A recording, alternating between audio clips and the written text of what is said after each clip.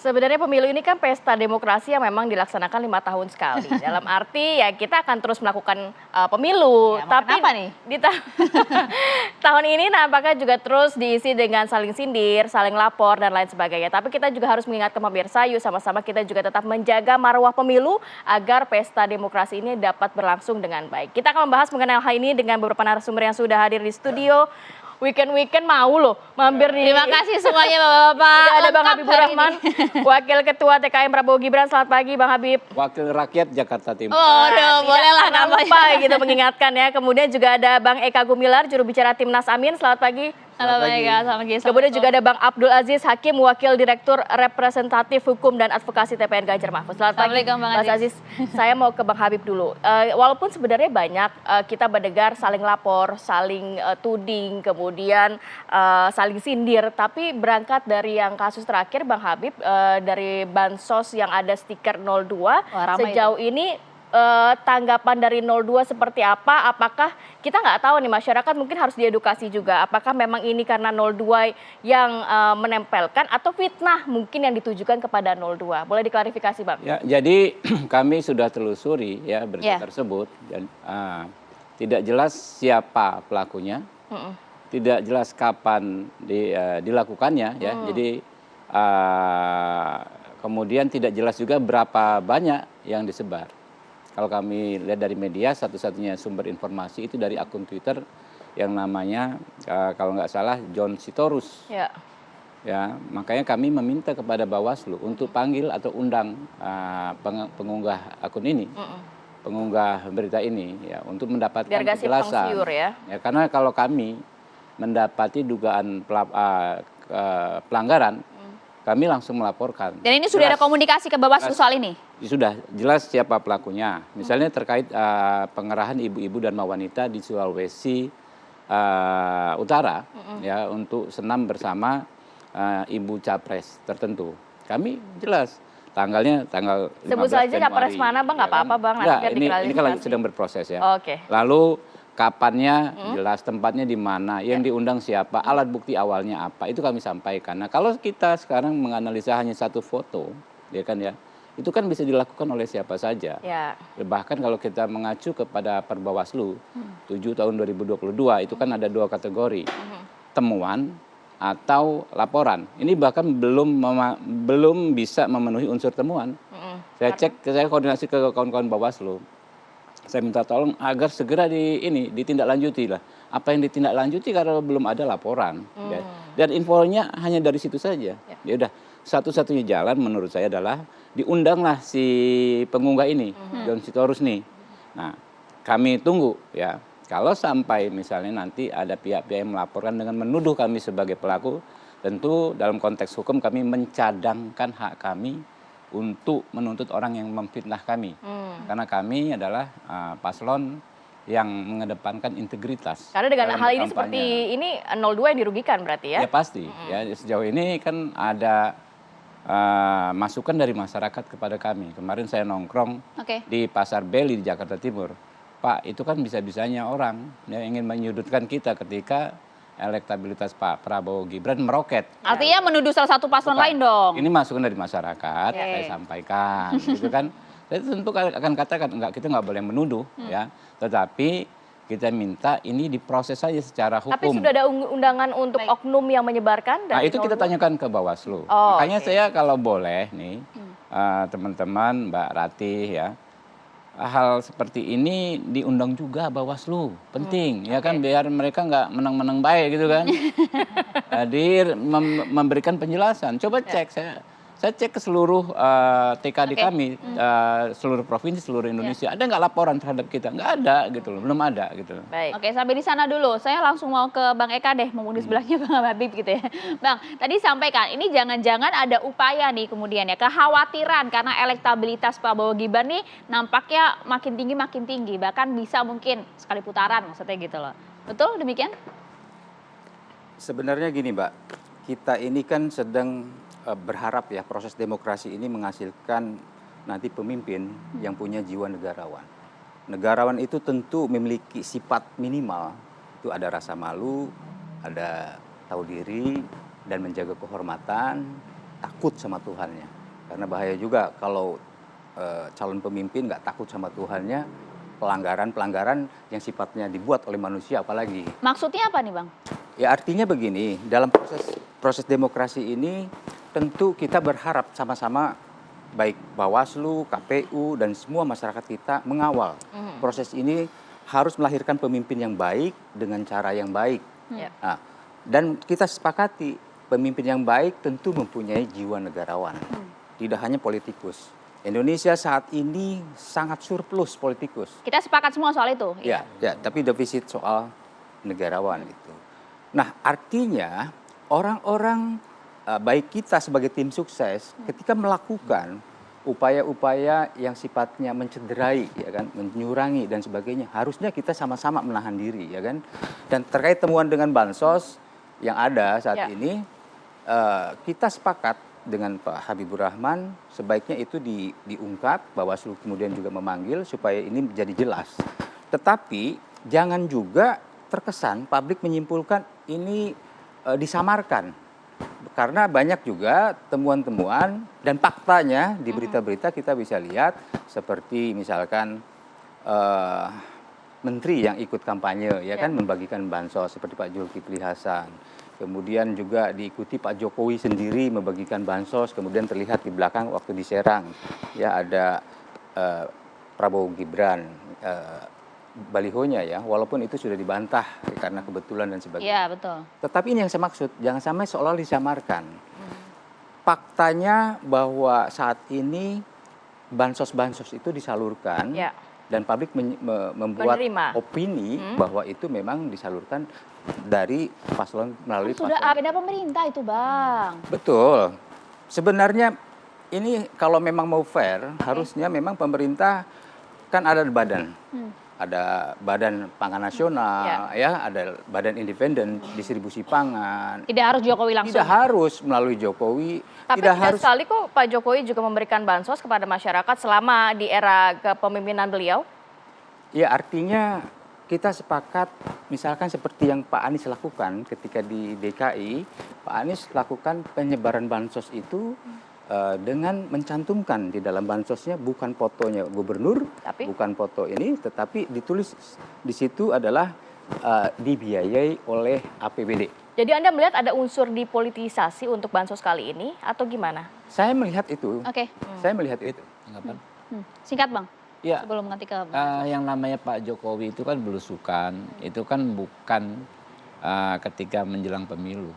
Beliau sejak wali kota, kemudian gubernur, presiden periode pertama, kedua, memang hobinya begitu ketemu rakyat. Ya, diantaranya juga dalam event mau membagikan secara simbolis bansos, ada sertifikat, ya kan ya. Jadi ketika mendekati pemilu ini kok seolah-olah menjadi masalah. Ya. Karena kemarin sempat ada itu Bang, jari angka yang tidak dibolehkan Bang. Apapun, ya kan. Makanya ya kan kita bersepakat, kita negara hukum. Kita ada perangkat hukum, kita ada regulasi ya terkait hukum. Diproses saja. Jadi kalau memang memenuhi unsur-unsur pelanggaran sudah dianggap tidak wajar, tidak pantas. Ada kok perangkatnya yang kita sepakati bersama. Jelas begitu ya. Bang Aziz, sepakat? Ya, saya begini, soal ini sebenarnya tema yang agak sulit kita untuk mengkontekskan dengan keadaan pilpres kita sekarang ini. Ada indikasi ya kita mencari sebuah pemilu yang berwibawa. Kenapa saya bilang susah? Karena memang mencari pemilu, menghasilkan sebuah pemilu yang berwibawa itu ada, kalau menurut saya itu ada beberapa hal. Apa saja tuh Bang? Pertama, ini saya hubungkan dengan soal bansos nanti. Pertama adalah soal implementasi terhadap peraturan perundang-undangan. Salah satu variabel yang mempengaruhi sekali itu. Yang kedua, ini hubungannya dengan soal bansos adalah dalam proses pemilu itu tidak ada misalnya intervensi terhadap pemilih karena kita membutuhkan pemilu ini berproses untuk intervensinya dalam bentuk? Anda melihat ada intervensi saat ini Bang? Sebentar, untuk pemilu yang berwibawa dan berintegritas, butuh pemilih yang cerdas dan rasional. Mohon maaf Bang, intervensi tadi maksudnya apa Bang? Dalam bentuk apa? Nah, saya melihat saya tidak menuduh ya misalnya siapa yang mengintervensi, tapi ada dugaan kuat dalam proses bansos ini, karena kalau kita melihat historinya, sejarahnya bansos ini kan dari sejak awal bukan hanya yang digambar ada Stikernya ya. ada kecenderungan sebenarnya dalam masalah bansos ini, kalau kita lihat itu kecenderungan intervensi kekuasaan terhadap proses penyelenggaraan pemilu, terhadap pemilih, yang saya kira ini yang harus kita perhatikan. Pertama, kami dari TPN Ganjar Mahfud merasa bahwa ada satu lokasi atau mungkin objek yang disebarkan situ yang itu memang secara elektabilitas hasil survei juga meninggi gitu. Jadi itu yang menurut saya nanti Lokasinya di mana, Bang? di Jawa Tengah. Di Jawa Ya. Tengah, Nah, oke. itu ada beberapa survei juga mengatakan bahwa kita urutan pertama gitu. Jadi saya bisa menyatakan Jadi mau bahwa merebut ada suara dengan indikasi kuat bansos soal itu. begitu. Ya. Begini Mbak, kita jangan main-main dalam soal bansos ini. Oke lah sekarang Jokowi itu mengklaim bahwa dia bebas berkampanye. Ada undang-undang yang Tapi ada aturannya. tapi harus ingat bahwa dia pejabat negara. Pejabat negara juga diatur, harus ada undang-undang juga saya kira. Ada undang-undang yang mengatur larangan dia berpihak terhadap keberpihakan terhadap proses penyelenggaraan pemilu itu. Itu kan Itu panjang Bang prosesnya. Iya, ini kan soal saya melihat katanya dia mau berpihak kan gitu. Itu ada larangan pejabat itu dalam undang-undang administrasi Oke. pemerintahan itu, administrasi pemerintahan itu secara jelas itu. Jadi ini juga jangan secara langsung menyatakan bahwa oh ini saya nanti berpihak. Itu sangat dilarang sebagai seorang pejabat negara itu. Ya. Oke lah kita bahas undang-undang pemilu, tapi harus juga pedomami dong. Ya, Undang-undang oke, yang memang oke. mengikat untuk dia sebagai seorang pejabat. Tapi Poin lainnya sudah semua, Bang? udah. Oke, nanti menarik ditanggapi oleh tim ses lainnya. Tapi tahan dulu. Usai jeda, ya. Bang. Kita akan kembali saat lagi tetap bersama Jebakannya kami. begitu. Kita sudah ngomong usai jeda. Kalau Oke. melihat masing-masing capres-cawapres ini lagi sibuk kampanye menyapa warga ya. Nah, Tapi itu kalau dia. melihat ini pendukungnya, kemudian di media sosial masih aja sibuk saling serang, saling sindir, saling lapor. Nah, termasuk juga tadi Bang Aziz sampaikan, bahkan juga sudah memproses beberapa temuan-temuan di lapangan terkait juga dengan bansos yang dinilai ada intervensi Bang Habib. Ya, itu dia. Makanya kan lebih bagus kita membuat laporan. Bang Aziz bikin laporan, kami sudah banyak sekali bikin laporan ya. Misalnya terkait sosialisasi menggunakan program kementerian yang menterinya berafiliasi ke salah satu paslon, misalnya di Kemendes ya. Ada yang terbaru itu yang dari Aceh ya, di mana ada seorang politisi ya kan menggunakan fasilitas tersebut ya untuk kepentingan politik gitu kan, untuk kepentingan elektoral. Ya begitu juga Direktorat Jenderal Bina Penempatan Tenaga Kerja. Ada sosialisasi tiba-tiba berubah menjadi deklarasi dukungan. Berarti dari dua kubu ya, tidak hanya satu paslon saja ya? Kita laporkan semua. Kita laporkan, ada yang on progress ya, ada yang sedang akan dibuat laporannya. Ada yang sudah diregistrasi. Jadi kalau di Bawaslu itu, Mbak, untuk membuat laporan itu kan nggak sembarangan. Kalau nggak ada bukti, nggak jelas siapa terlapornya, itu pasti tidak diregistrasi. Kemudian tahapannya adalah memenuhi syarat formil atau material. Harus dipenuhi dulu baru diproses Jadi pemanggilan. harus ada bukti-bukti dan lain sebagainya. Nah itu yang kami lakukan semua. Nggak ada masalah. Menurut saya kalau saling lapor itu bukan sesuatu yang tone-nya negatif. Kan katanya pemilu damai Bang, kok justru saling lapor sih? Justru kan makanya kita ingin menjaga kedamaian itu agar yang namanya bentuk pelanggaran, kecurangan itu berprosesnya di ranah yang seharusnya, di institusi yang memiliki kewenangan untuk menganalisa dan untuk memproses lalu membuktikan dan lalu membuat putusannya. Jadi kita sampaikan seperti tadi Bang Aziz mengutip ya Undang-Undang 30 tahun 2014 tentang administrasi pemerintahan. Sebetulnya itu jelas presiden itu bukan ASN. Ya. Makanya di 280 ayat 2 Undang-Undang Pemilu itu presiden bukan orang yang dilarang untuk ikut berkampanye karena dia adalah jabatan yang didapat dari proses politik. Clear di situ juga KPU menyatakan tidak ada melanggar undang-undang. Mau parameternya undang-undang pemilu kah? Mau undang-undang administrasi pemerintahan 30 tahun 2014 kah? Nggak bisa presiden disampaikan Bang Habib, ASN. tapi tadi dikatakan bagi-bagi bansos di wilayah Jawa Tengah untuk menguntungkan salah satu paslon saja. Itu kan ada 547 Undang-Undang Pemilu. Dilarang melakukan perbuatan yang menguntungkan atau merugikan salah satu pasangan calon. Clear dong? Clear. Kalau clear, kalau ada pelanggaran, apa yang harus dilakukan? Ya laporkan. Makanya melaporkan itu bukan sesuatu yang negatif. Itu justru sangat positif. Jadi kita ini nggak boleh ya menyampaikan informasi yang tidak edukatif ke masyarakat. Kita tuduh melanggar tetapi tidak ada laporan. Nah, kalau sudah dilaporkan, tinggal kita tunggu saja gitu. Hasil dari Bawaslu seperti apa ya? Bang Aziz, kok jadi saling lapor kayak gini sih, Bang? Ya, kalau soal lapor pasti kita akan laporkan kalau itu ada dugaan pelanggaran hukum. Tapi begini. Termasuk juga banyak loh laporan Ya, soal 03. Ini soal fenomena presiden ini, Bang Bipi ini. Ini bukan soal kita bicara soal undang-undang. Oke lah. Ini soal juga etika.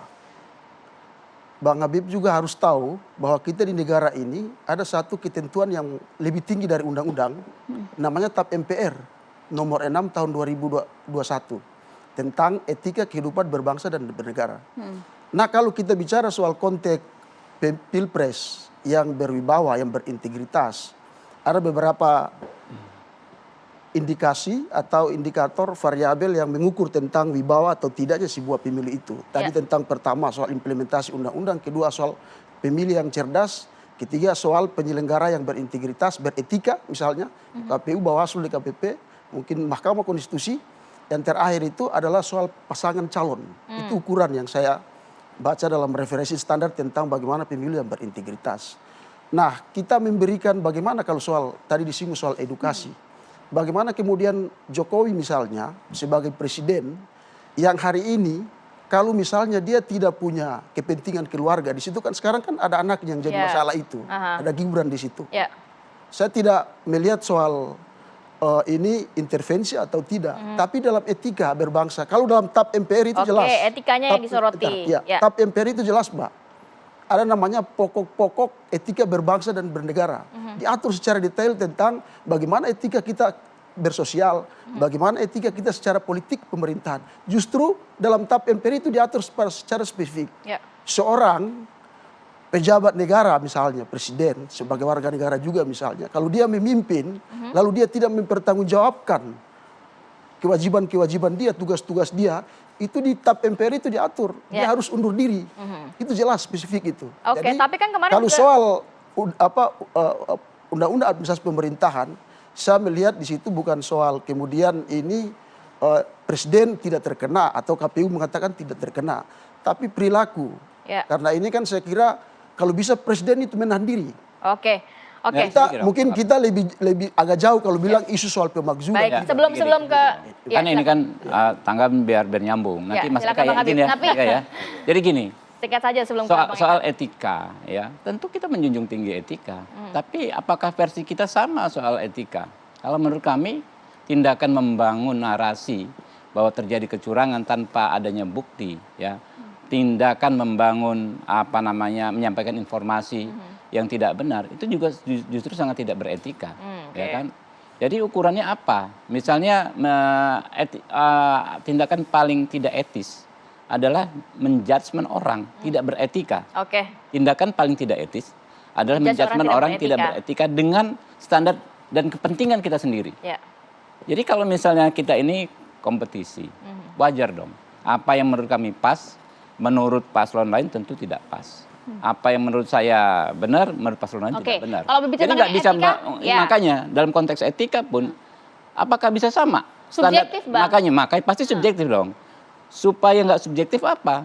Kita nggak bisa berbicara di tataran etika saja. Harus turun, harus turun di mana kita bisa bersepakat dan ada perangkatnya. Kalau etika, bos, yang dikatakan bahwa menurut mereka beretika, menurut saya belum tentu beretika. Poinnya sudah kita tangkap. Bicara tanpa bukti, senadakah dengan Bang Aziz argumentasi, atau satu suara dengan Bang Habib? Gini, Mbak, sebenarnya kami prihatin ya terhadap rakyat yang memang saat ini selalu menjadi objek. Kita tahu bahwa dari pemilu ke pemilu rakyat ini hanya didekati, diambil suaranya, hanya seperti itu. Nah, yang jadi persoalan adalah kalau bansos ini kemudian diklaim secara personal dan menguntungkan secara pribadi atau kelompok seperti itu ya. Sementara ini dibiayai oleh rakyat, pajak rakyat yang di dalamnya ada pajak para tenaga kerja gitu ya, ada pajak buruh dan sebagainya. Lalu diberikan kepada mereka diklaim secara pribadi. Seharusnya pemimpin yang dalam kondisi waras pasti ada rasa malu gitu loh ya. Mengklaim apa yang sebenarnya bukan pantas untuk diklaim. Meskipun itu untuk subjektif, Bang. Tidak subjektif. Kalau dulu kita sering dengar ya, jalan tol itu diklaim jalan tolnya Jokowi. Kemudian Kan dalam era pembangunan ini kan dalam era kepemimpinannya Pak betul, Jokowi. tapi selalu dikoneksikan pembangunan kalau pada saat pemerintahan Jokowi masih pantas, tapi selalu berhubungkan langsung dengan personal daripada Pak Jokowi. Kemudian bansos, berterima kasihlah kepada Pak Jokowi. Saya heran menteri-menteri yang menyampaikan itu tidak ada rasa kurang nyaman sebagai seorang negarawan begitu ya. Dia muncul selalu dengan naluri-naluri politik. Berarti lebih ke etika kembali lagi. Etika, Ya? kembali lagi ke etika. Nah, sementara rakyat ini penerima bansos, kalau kita lihat paling besar itu adalah petani dan nelayan. Kita dengan bansos ini mungkin melakukan peningkatan import. Dari import ini petani kita bagaimana? Bang Eka harus Gini. seperti apa? Karena rakyat juga butuh bansos, Bang. Dalam arti tidak bisa juga Setuju. Karena itu Amin mempunyai program bukan mengurangi bansos, Ya, justru tapi bansos plus, ya kan? Kita harus lihat pendataannya harus benar, jangan sampai yang tidak berhak menerima justru menerima, yang berhak seharusnya menerima tidak menerima. Itu harus jelas. Yang kedua, perluasan penerimaannya, ya. Kami di program Amin itu juga melihat mungkin seperti perempuan kepala rumah tangga itu wajib diberikan subsidi. Dapat kok, Bang. tambahan. Jangan kemudian bansos ini kemudian karena dekat-dekat dengan pencoblosan dianggap politisasi gitu loh, Bang. Gini loh. Bukan, dikit. anggaran bansos pun kan naik. Anggaran Covid ketika bansos saja itu 460-an triliun. Sekarang ini naik 490 tahun 2024. Artinya ada kepentingan politis dilihat di situ. Karena tingkat urgen pasti lebih urgen bagaimana Saat atasi pandemi pandemi. Covid. Semua ekonomi lumpuh. Oke. Tapi kenapa bansos di situ rendah? Ya. Nah, jadi mari kita lihat sikap-sikap seorang pemimpin itu harus punya sikap mengedepankan negarawan. Malu kita sama rakyat. Kenapa saya bilang malu? Malu sekali rakyat. Rakyat selalu dihampiri, didekati, dibujuk dengan bansos. Harusnya, Nggak sepakat sebentar bansos. dulu. Baik. Indonesia Tidak sepakat bansos. harusnya Indonesia ini negara yang kaya, tidak lagi progresnya itu memberi bansos. Oh, anti Tidak bansos sepakat. artinya Amin. Tidak sepakat bansos. Artinya tidak Anies Muhaimin anti bansos. No. Amin justru sepakat dengan bansos, Oke. dengan peningkatan bansosnya, peningkatan jumlah bansosnya, tetapi harus jelas penyalurannya. bahwa ini Kualitas adalah dari pemberian uang rakyat, bansosnya, oke. bahwa ini adalah hak kalian, Ya. bahwa ini dari pajak kalian, seperti itu. Oke. Nah, saya kira itu, Mbak. Jadi Baik, sudah kami tangkap, Bang. Ya. Ya, dikit. Langsung. Tahan dulu, Bang. Bang Tahan Aziz dulu. dulu, silakan Bang Aziz. Iya, saya kira soal fenomena bansos ini jangan dijadikan misalnya dimanfaatkan ya. Ada kecenderungan pemanfaatan bansos ini untuk kepentingan-kepentingan yang karena saya kira menjelang coblos ini semakin panas saya lihat. Kurang lebih 2 minggu lagi bagaimana sikap-sikap Jokowi dengan para kabinetnya misalnya itu melakukan kegiatan-kegiatan yang memang cenderung untuk melakukan intervensi kepada pihak pemilih. Tuduhan Anda harus ada data nih, Bang, ya. makanya Nanti saya harus kasih dijawab nih datanya. sama. Saya kasih Harus datanya dijawab, dong. Bang. Saya bukan menuduh, tapi ini saya Ya, mengatakan ya. Jadi diduga. gini, saya kasih diduga datanya. kuat. Bang Habib Oke. tahan dulu, tapi kita harus Ya. jeda dulu ya. Wah. Kita masih ada segmen lainnya. Tetap bersama kami di Oke. Apa Kabar Indonesia Pagi. Biar datanya lengkap, Bang. Siapin dulu, Bang. Ya. Ya, kita lanjutkan diskusi ini karena waktu kita Ya, singkat. Bang ya. Habib, silahkan. Datanya harus Ya, saya jelas ya, Bang. meneruskan apa yang disampaikan senior saya, Bang Abdul Aziz, Abdul Aziz. ya, soal menteri. Ya, ada menteri sosial itu, Bu Risma, ya.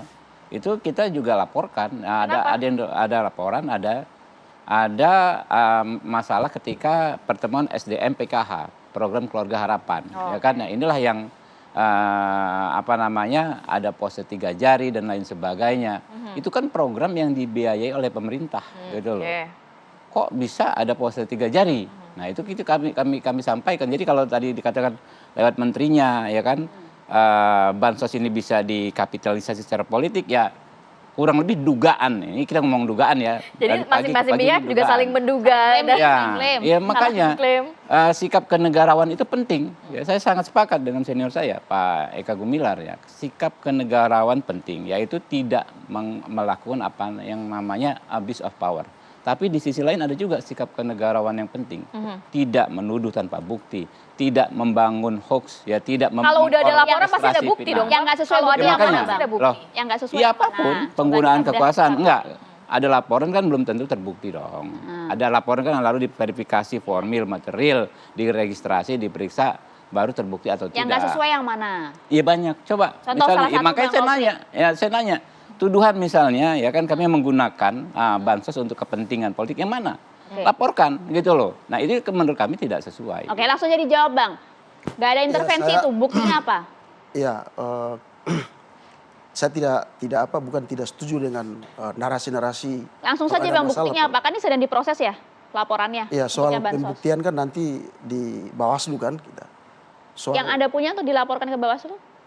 Iya, ke Bawaslu kita akan laporkan, belum Oke. dalam proses pelaporan. Buktinya belum mau dikeluarkan sekarang gitu ya, Iya. nanti. Oke. Nah, saya maksudkan begini, saya bukan tidak setuju soal narasi, ada masalah dilaporkan. Memang begitu sistem negara hukum kita seperti itu. Tapi begini, ini presiden ini kan simbol sebagai sebagai pimpinan negara, pimpinan bangsa ya gitu. Nah, jadi simbol ini kalau dalam konteks sistem misalnya tata negaraan juga dia menjadi simbol seluruh lembaga-lembaga negara, badan-badan negara atau aparatur begitu. Dia sedikit saja dia mengambil sebuah keputusan tindakan yang salah terhadap proses pemilu ini akan berakibat fatal pada proses demokratisasi kita ini. Baik. Nah, itu yang kita lihat karena di atas hukum atau perundang-undangan juga kan ada etika. Tertinggi itu kan moral dan etika itu. Nah, ini yang harus kita lihat juga karena dalam momentum ini ada anaknya, harus diingat begitu. Baik. Ini yang kita harus awasi dia, bukan karena kita membenci misalnya Ya, 02, tidak. Dalam konteks ini sebagai Sama-sama saling mengawasi iya, begitu mengontrol agar pemilu ini berjalan dengan agar baik. supaya dia tidak tadi melakukan abuse of power yang Jadi berlebihan. kontrol untuk menjaga maulah Bang Eka, pemilu. gimana caranya biar kita semua sama-sama nggak cuma saling lapor aja, tapi kita juga membuat pemilu ini dapat berkualitas nantinya? Ya, sama-sama kita mengontrol jalannya ini, terutama ya kita menghimbau dari kepala dulu, pimpinan dulu, elit politik dulu. Yang pertama yang saya ingatkan tadi, minimal punya rasa malu. Yang kedua menjaga kehormatan, yang ketiga menjaga ucapan. Jaga rasa Saya kira malu, tidak menggunakan fasilitas kementerian ya untuk pemenangan pasangan calon. Oke. Nah, dipertegas. Dipertegas tuh, Bang. Ya, dipertegas. Artinya ada rasa seperti itu. Karena ada kegelisahan ketika kita melakukan aktivitas, itu kan disorot kamera, publik rakyat menonton. Kemudian kita biaskan, kita samarkan, kita siapkan dengan pasal-pasal untuk menjawab itu. Rakyat sudah muak dengan seperti itu. Yang menyamarkan siapa sih, Bang? Bukan, Ya, artinya pasal-pasal itu begini produk loh. kita bersama. Artinya Undang-undang begini pemilu loh ya. produk kita bersama loh. Tadi kan Pasal-pasalnya produk kita saudara bersama saya katanya. bilang kalau ada persoalan ya laporkan. Laporkan saja. Tidak setiap persoalan bisa dilaporkan, Ya. tapi bisa dilihat oleh telanjang mata Betul. rakyat. Seperti kasus yang itu, yang di Kemendes, yang di Kemenaker begitu.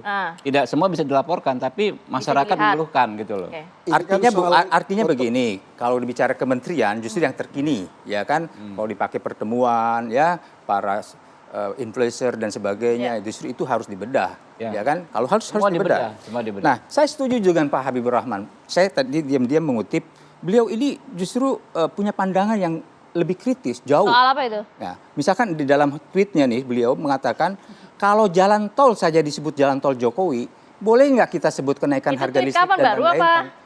Ini tahun 2018. Oke. Ya. Gimana, Bang? Kalau jalan tol disebut jalan tol Jokowi, Aha. boleh nggak kita sebut kenaikan harga listrik dan lain-lain tanggung jawab Jokowi? Ya betul. Nah, kalau Itu saya benar. bilang, sampai sekarang kalau sudah benar. bansos itu dari Jokowi yang disampaikan para menterinya, Ya. boleh nggak hutang negara ini juga ada bebannya Jokowi? Bang Benar. Habib, Lah, siapa Menteri yang Anda loh, Bang, yang bilang ini terima kasih kepada bahkan Pak Anda Jokowi. sempat men-tweet itu di tahun 2018. Makanya benar, dan saya tetap konsisten. Ya. Pak Jokowi selalu menyampaikan edukasi. Tadi dibilang anggaran nih, anggaran ini meningkat. Tahu nggak Pak Eka? Anggaran itu dibuat di mana? Di DPR. Ya bersama-sama. Nah, semua partai kok menyepakati anggaran yang berlaku saat ini, yang dilaksanakan saat ini. Ya. Ya. Jadi nggak bisa diklaim dan tinggal ngomong saja. Ini kan masing-masing didukung paslon ini masing-masing didukung partai politik, ya kan ya. Tinggal ngomong saja kok. Dan Pak Jokowi selalu mengatakan kok bahwa anggarannya dari APBN. Itu kan ya, tinggal disampaikan. Oh itu anggarannya kami yang ketok kok gitu loh. Kalau kami nggak ketok termasuk misalnya soal gaji kepala desa dan lain sebagainya, nggak ada yang bisa klaim.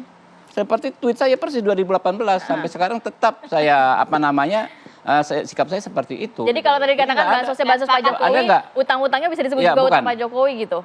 Ada enggak ya statement Pak Jokowi atau statement kami yang mengatakan tolnya itu adalah tol Pak Jokowi? Nggak ada kok. Mana? Coba cek gitu loh. Oke. Ya, apalagi bansos. Ada nggak ini bansosnya Pak Jokowi? Nggak ada Bang Ya kan? Eka, nggak ada yang nyebut kalau itu ada, bansosnya Pak Jokowi. itu sudah masuki kalau ada mungkin sudah bisa dilaporkan dengan buktinya seperti itu. Nah kalau misalnya kita menyepelekan, menyederhanakan soal lapor melapor, menurut saya itu ya nggak pas. Karena disitulah kita bisa ketemu. Kalau soal etik, ya kan ya, masing-masing mengklaim paling etik berdasarkan kepentingan perutnya sendiri. Oke, singkat Bang Eka sebelum ke Bang Aziz. Yang mudah sekarang zaman Google. Kalau kita kecurangan yang paling muncul banyak mana? Di Google banyak, simple. Mau menemukan video, misalnya bagi-bagi banyak bot, yang paling banyak mana? Kecurangan yang paling banyak mana? Enggak, kita tes saja nanti di Google. Iya, Google yang paling banyak mana? Gitu. Artinya gini Pak Abdul Rahman, tadi kan Pak Habib Rahman bilang kalau memang itu klaim Pak Jokowi tol, kami tidak pernah klaim. Yang bilang itu Bapak juga di tweet. Lah enggak, kalau memang kan itu satu, yang kedua, enggak ada klaim. Saya bilang mengenai menteri yang menyampaikan itu jelas sekali bisa dilihat. Kalau jelas kan dilaporkan. Bicara itu kan ada teks, ada konteks. Nah, konteks laporan berbeda. Dicek. Enggak, dilaporkan. Kalau alat bukti karena enggak yakin itu pelanggaran maka enggak melaporkan. Itu yang terjadi. Buka Airlangga Hartarto bagi-bagi bansos. Dan apa yang disampaikan? Di dalam seruannya adalah mengatakan Anda simpel kan? Akan berterima kasih. Dia yakin nih, berterima kasih kepada siapa? Kenapa nggak dilaporkan berarti? Silakan Bang Aziz. Bukan, ini selalu berhentinya dilaporkan atau tidak. Bukan berhenti, memang harus ke situ, Pak. Nah, kita bicaranya. Mau kemana? Jadi Anda beranggapan Anda salah hanya dimulai dengan Pak Zulkifli Hasan, dimulai dengan Erlangga, dimulai oleh siapa, kemudian yang penting Pak Jokowi. Bapak-bapak, baik. Ini rakyat laporkan dong. Ya. Ada buktinya. Kalau gitu silakan masyarakat yang menilai. Kalau gitu masyarakat yang menilai. Tapi kalau nggak melaporkan itu sangat tidak beretika. Langsung saja Bang Aziz. Saya begini, tadi memang sudah saya tidak mengulang lagi soal pembahasan itu. Cuman hanya mengingatkan saja. Sebagai kita warga negara juga punya hak untuk mengontrol pemerintahan, jalan pemerintahan ini. Jangan jadi tindakan ya yang diduga misalnya oleh presiden melakukan misalnya cawe-cawe di akhir masa coblos ini, itu akan jangan sampai menjadi bumerang terhadap dirinya sendiri atau pasangan calon tertentu. Harus ingat, saya sebelumnya melihat tentang wacana tentang pemakzulan gitu. Tapi saya juga melihat kondisi itu tidak memungkinkan. Jadi Jokowi ini, sistem kita sekarang ini kan Jokowi kan dipilih langsung oleh rakyat. Yes. Bukan lagi oleh DPR, walaupun pemakzulannya oleh MPR gitu loh. Nah, kalau isu pemakzulan ini merupakan satu persoalan karena dia cawe-cawenya atau diduga untuk melakukan intervensi untuk kepentingan misalnya diduga untuk kepentingan anaknya, itu menjadi bumerang bagi dia bahwa ternyata problem besar Jokowi pada hari ini adalah problem anaknya. Dan ini rakyat juga kalau misalnya tahu bahwa ini intervensi untuk kepentingan anaknya, itu menjadi bumerang. Rakyat juga akan tidak memilih terhadap pasangan yang diinginkan. Ya, itu semua berada di tangan rakyat. Itu kan tuduhan. Ya kan pemakzulan buktinya sampai sekarang nggak jalan. Gitu kan. Kalau coba jalan aja, bisa nggak jalan pemakzulan?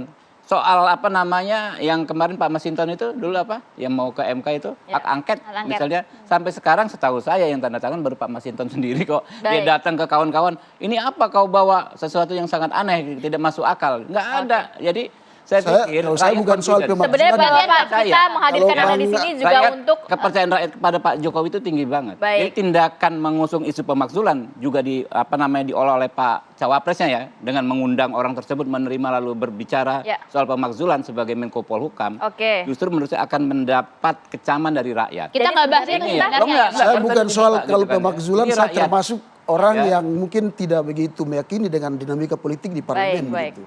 Tapi saya melihat sebuah dialektika dari itu, saya melihat penyebabnya. Kenapa dia diwacanakan atau diisukan untuk Ya dimakzulkan. karena Meskipun surveinya tidak terlalu terjadi, tinggi, Bapak surveinya. Jaka. Kalau Aku misalnya terlalu tidak tinggi. terjadi pun, Nah, baik, kan baik. menjadikan ini sebagai Oke, ini isu Pak, politik ini gitu. kayaknya temanya beda lagi nanti ya, mungkin Iya. perlu lagi Karena ruang elektabilitas diskusi Prabowo lagi ya. meroket, Tapi sudah yang lebih jelas kita 50%, hadirkan Anda berbagai semua di sini. macam cara dilakukan untuk mencegah. Ya, kita hadirkan Anda semua di Ade. sini juga untuk mengedukasi masyarakat dan juga mengajak masyarakat untuk sama-sama menjaga Oh, pemilu. iya. Sesuai dengan Tujuannya Kalau itu kita sama. sepakat. Oh, ini Sepakat, kalau itu sepakat semua ya? Sepakat semua. Kalau gitu Terima kasih banyak Bapak-bapak. Sehat selalu Terima sudah kasih. hadir pagi Tapi hari. kalau ibu-ibu udah ngomong kita harus sepakat. Bahaya, ya. Oke, kalau gitu pemirsa mungkin nanti kita ajak lagi diskusi ya, biar sepakatnya sama-sama gitu ya. Saat lagi kami akan hadir untuk Anda tetap bersama kami di Apa Kabar Indonesia Pagi.